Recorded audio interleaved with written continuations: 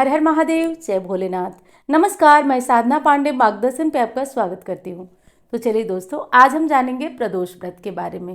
पौष मास का कृष्ण पक्ष का प्रदोष किस दिन पड़ रहा है, 28 तारीख को या 29 तारीख को, किस दिन का प्रदोष आपको व्रत करना चाहिए और प्रदोष के व्रत का कैसे करना चाहिए। प्रदोष व्रत का जो नियम होता है वो तो साधारण होता है, परंतु हर व्यक्ति के लिए इस नियम का पालन करना अनिवार्य होता है।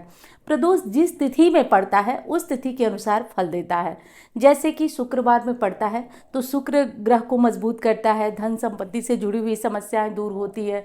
शनिवार को पड़ता है तो शनि देव से जुड़ी हुई समस्याएं दूर होती है। रविवार को पड़ता है तो सूर्य देव से संबंधित समस्याएं दूर होती है।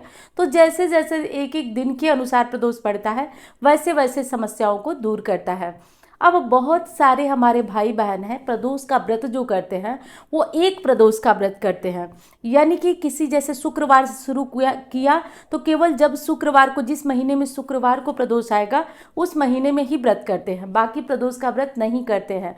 तो ये बिल्कुल गलत तरीका है। अगर आप प्रदोष का व्रत प्रारंभ कर चुके हैं और चाहे जिस दिन आपने प्रारंभ किया उसके बाद से जितने भी प्रदोष आते हैं, महीने में 2 प्रदोष आते हैं, एक कृष्ण पक्ष का और एक शुक्ल पक्ष का, तो जितने भी प्रदोष आते हैं आप उस प्रदोष को भोलेनाथ की पूजा विधि विधान से किया करें और विधि विधान से पूजा के साथ साथ व्रत भी किया करें, तभी आपका व्रत पूर्ण होगा। अब चलिए हम आज विशेष बात जान लेते हैं कि प्रदोष पर भोलेनाथ की पूजा करने के लिए आपको क्या करना चाहिए।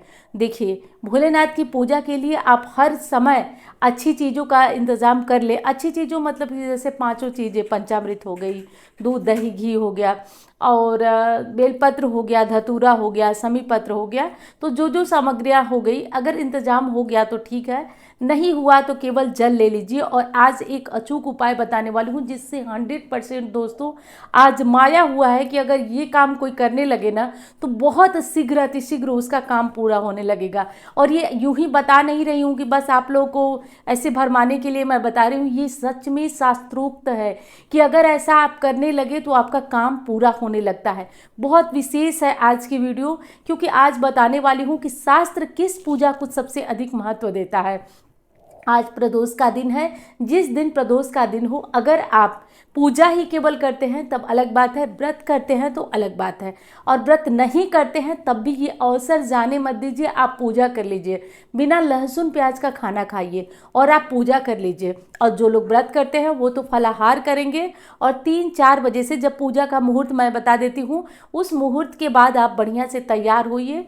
घर में भी पूजन करिए, बाहर मंदिर में जाकर पूजन करिए। जो लोग मंदिर नहीं जा सकते वो केवल घर में ही पूजन करें। और आज तो ऐसी पूजा विधि बता रही हूँ जो आप घर में बैठे बैठे आराम से आप कर सकते हैं। तो करना ये है कि आप अपने घर में बैठिए, विशेष तरीके से आप अपने घर में तैयारी करिए। हो सके तो देखिए, महीने में 2 ही प्रदोष पड़ता है, हर सोमवार को नहीं कर पाते हैं तो प्रदोष को सारी चीज़ों का इंतजाम आप कर लीजिए। और इंतजाम करने के बाद आपको घर में आराम से बैठ जाना है और 3-4 बजे के बाद, 4 बजे के बाद, वैसे तो सर्दियां हैं 3 बजे के बाद भी ले लीजिए क्योंकि तैयारी व्यारी करने में आपको 4-5 तो बज ही जाएगा।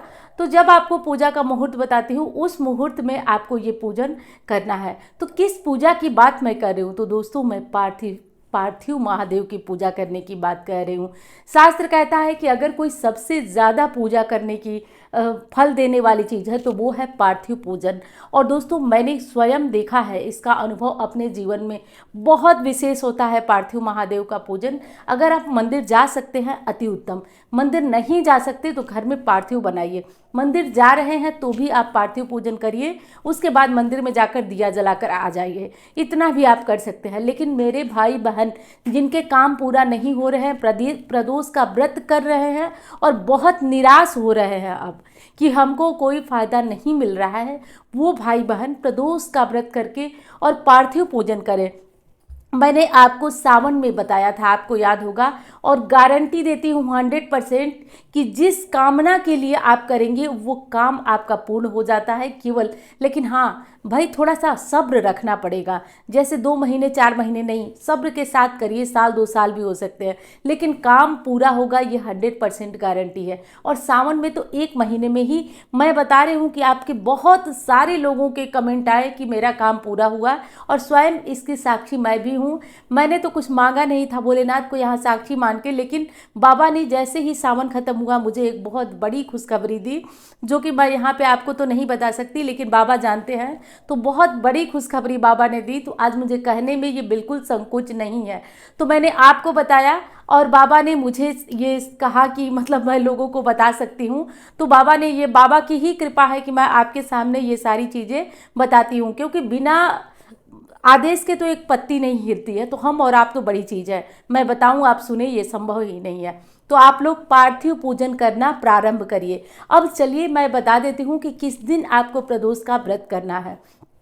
प्रदोष का व्रत आपको करना है 28 तारीख को। क्यों करना है वो बताती हूँ। 27-28 की रात को 3:32 पर तेरस तिथि, त्रयोदशी तिथि प्रारंभ हो रही है 27-28 की रात को, और ख़त्म हो रही है अगले दिन यानी कि 29 तारीख को 3:32 के करीब, लगभग 3:32 के करीब 29 तारीख को ख़त्म हो रही है। तो 28 तारीख को शाम में प्रदोष की तिथि आपको मिल रही है, इसलिए 28 दिसंबर को आपको प्रदोष का व्रत करना है।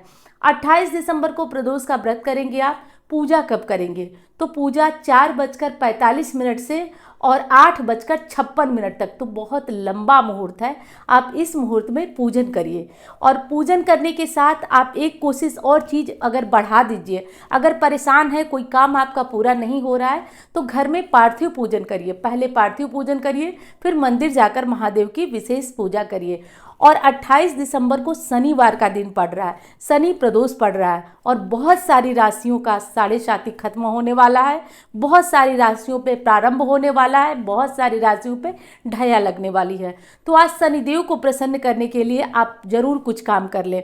शनिदेव की कृपा अगर हो जाती है तो धन से माला माल हो जाते हैं, पारिवारिक रिश्ते अच्छे हो जाते हैं, बहुत सारी चीज़ें शनि देते भी हैं, केवल लेते नहीं हैं। तो आज शनिदेव को मजबूत करने के लिए प्रदोष पर कुछ विशेष उपाय कर लीजिए।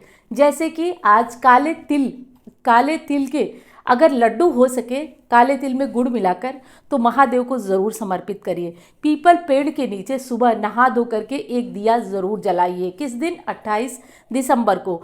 शाम को एक तिल के तेल का दीपक पीपल के पेड़ के नीचे। कौन से तिल का? तो काले तिल का। अगर काले तिल नहीं मिल पाते हैं तो सरसों के तेल का दीपक जलाकर उसमें काले तिल डाल दिया जाता है, और इस तरीके से करके जला दिया जाता है। आज छाया दान करना विशेष होगा। जिनकी साढ़े साथी, जिनकी ढैया चल रही है, जैसे मीन की चल रही है, कुंभ की चल रही है, मकर की तो खत्म हो जाएगी 29 तारीख को, लेकिन वो लोग अपनी राहत के लिए, ये तीनों राशि वाले कम से कम, और कोई न कर पाए तो न कर पाए, लेकिन ये मीन, कुंभ और मकर, ये तीनों अपना छाया दान जरूर कर लें। छाया दान का मतलब लोहे का पात्र लीजिए, उसमें तेल लीजिए, अपना चेहरा देखिए, शनि मंदिर या पीपल के नीचे दान करिए, या जो तेल मांगने वाले आते हैं उनको दान करिए।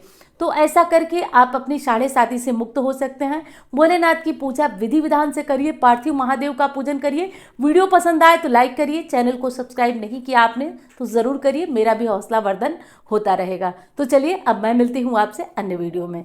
धन्यवाद। हर हर महादेव।